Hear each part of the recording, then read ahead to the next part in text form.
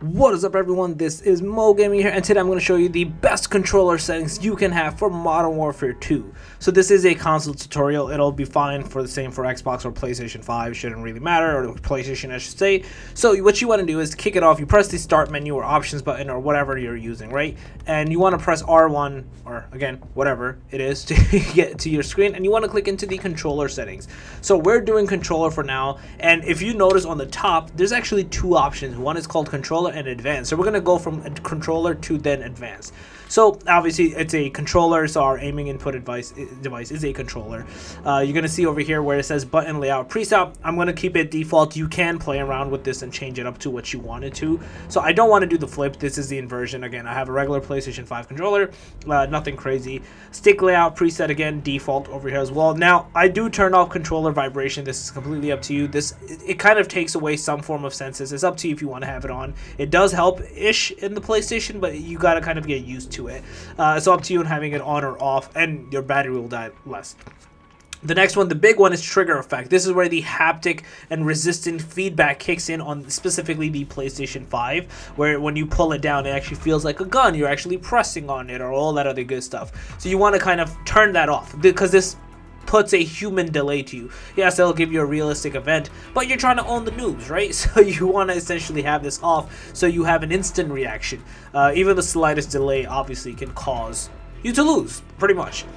Sensitivity, I keep them at 7. Again, this I'm probably going to change it up eventually back to 10. This was why back in the good old days I used to have like minimum of 10. I think they do more now. Yeah, they do up to 20. So it's completely up to you. I remember when I started the game, it was terrible. I couldn't even play. It was just really bad. Like, it's really low. I think it starts at 4 or something. So I keep it at 7. You might want to kind of play around. Like I said, I'll probably eventually bump it up again as I get more familiar with it, but 7 is a good place to start, and then continuously every game just snap it up 1 and kind of go from there. The ADS sensitivity multiplier, it's usually at 2. I put it to 1. You can see it talks about like it customize the stick sensitivity while aiming down sight. So this is kind of like good to have as well. I have it on 1. It's up to you on which one you want to kind of play around with on. So it's kind of like your preference. There's multiplayer sensitivity as well that you can see up here. Then vertical axis, nothing crazy there. So aim down sight behavior, I do this on hold. Automatic sprint is off. So again, this is more preference. Shouldn't really impact from your gaming perspective, but it tells you all the different features on what you want to do. If you want to move forward while standing, makes your character automatically sprint. Moving forward while make your for the tactical sprint while standing makes your character automatically tactical sprint. So it's up to you on which one you want to do, because there is 2 types of sprinting actually, not just one. Equipment behavior, I have it on hold. Press and hold to ready or cook lethal. Again, this is usual, but you can have toggle as well. You want to have weapon mount activation at specifically this one, ADS plus melee. They do have double tap, ADS or off, right? So I have this one. Like I said, this ends up being preference because it's all dependent on like which class you're going to do. This is more general if you're just using an assault rifle, submachine gun, or possibly shotgun, right? Interact, reload behavior, you want to do tap to reload. You don't want to like hold it out or something. You want to just press it, tap, boom, it reloads your gun, right?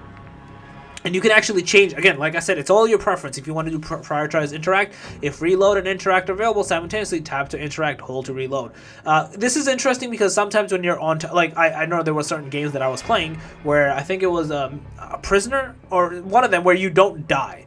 You can be revived by your teammate. So certain ones over there, like it starts to reload, or the action, it's still getting like, I guess, fixing some of this stuff. This happened in Elden Rings as well, when you were trying to like sit down at the grace, but the freaking messages on the floor kept interrupting you, and you couldn't do it, and you would die. It's similar-ish to that, where you want to kind of prioritize reload, you want to prioritize interact. It's all on the game preference that you're trying to play, but tap to reload works for me.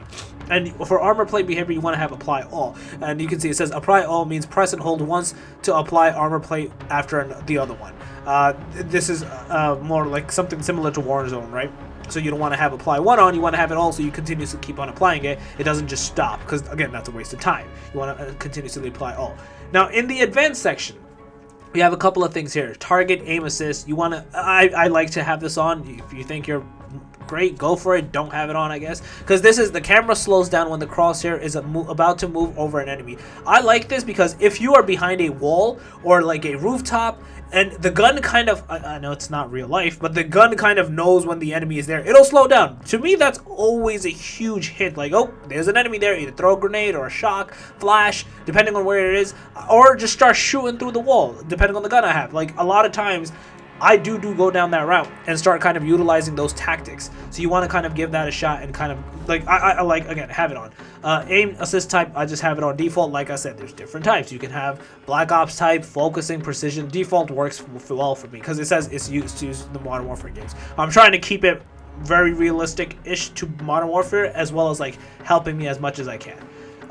Aim response curve type, I have it as dynamic, which does a reverse S-curve mapping for fine aim rate control. Like I said, you're gonna have to kind of play around for this one for your preferences, but for me, that one works best. This one is at 1. Because I did it initially, as you remember. ADS sensitivity, transition timing, I have it at instant. Customization sensitivity per zoom, off.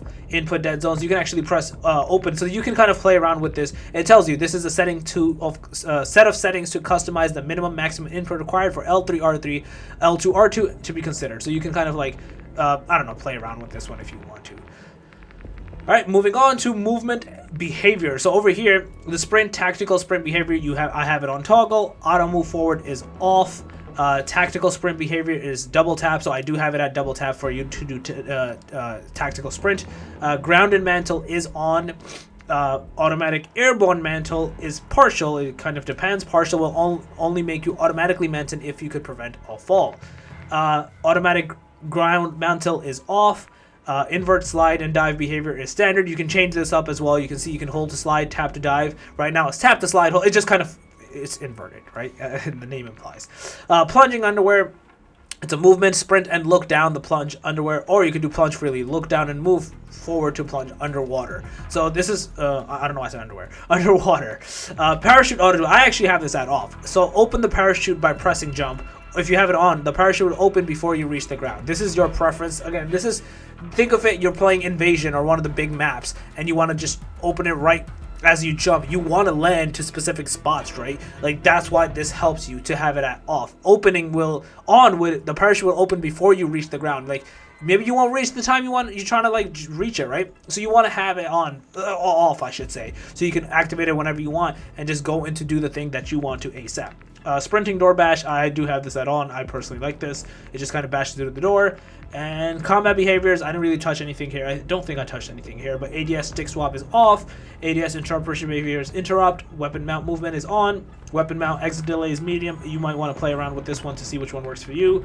Depleted ammo weapon switch. I do like this one. I have it on. It kind of literally switches the weapon when your gun is done. So if you have like a pistol, it kind of just pulls it to the side and you can start shooting it. I like this one. Definitely turn on quick C for detonation. You can see on press lethal equipment R1 detonates any C4 before throwing another. So you want to kind of have that one. And off would press lethal equipment R1 throws all C4 before detonating them. Again, this is going to be a game preference, but I like to throw detonate, right? Some places, like let's just say search and destroy, for example, if you have two C4s, yeah, maybe you want to put them in two doors or two sides, and then you want to press the detonate once all are put. It's a preference. I like it on. The first one is there, boom, just going with it. And then these ones, you can see over here, short delay for vehicle camera. Oh, sorry. Let me go back. Free look for camera initial position. Overlay behaviors is toggle. Pin wheel delay is moderate, and double tap danger ping delay is moderate. So yeah, that's basically the settings I have. This will kind of definitely help you kind of improve and enhance your gameplay. So I do hope you guys kind of like this video, and let me know in the comment section below what settings you're using. We'll kind of go from there. Yeah, if you guys overall like this video, please smash that like button. If you guys are new to the channel, make sure to subscribe with that notification bell on that. Bugging me out.